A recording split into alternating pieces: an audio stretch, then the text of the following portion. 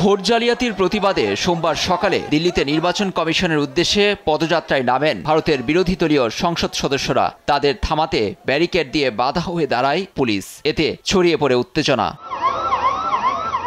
মিছিলে অংশ নেন লোকসভার বিরোধী দলীয় নেতা রাহুল গান্ধী, প্রিয়াঙ্কা গান্ধী, শরদ পাওয়ার সহ ইন্ডিয়া জোটের নেতারা। যোগ দেন রাজ্যসভার বিরোধী দলের এমপিরাও। তৃণমূলের সংসদ সদস্য মহুয়া মৈত্র, মিতালি বাগ পুলিশের বাধার সময় অচেতন হয়ে পড়েন। এ সময় ব্যারিকেড টপকে যেতে দেখা যায় সমাজবাদী পার্টির প্রধান অখিলেশ যাদবকে।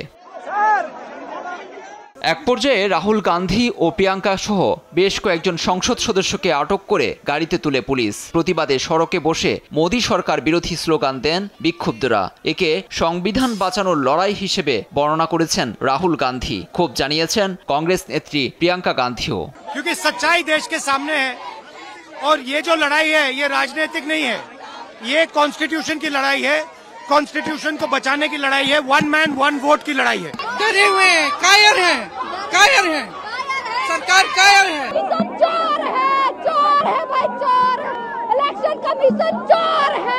বিহারের SIR ও 2024 সালের লোকসভা নির্বাচনে ভোট জালিয়াতির প্রতিবাদে এ মিছিলের কর্মসূচি বের করে ইন্ডিয়া জোট। সোমবার লোকসভা এবং রাজ্যসভার অধিবেশন শুরু হতেই SIR নিয়ে বিক্ষোভ দেখায় বিরোধীরা। হইচইয়ের জেরে সংসদের দুকক্ষের অধিবেশনেই দুপুর 2টো পর্যন্ত মুলতবি ঘোষণা করা হয়। লুৎফর কবির, নিউজ ডেস্ক, দেশ টিভি।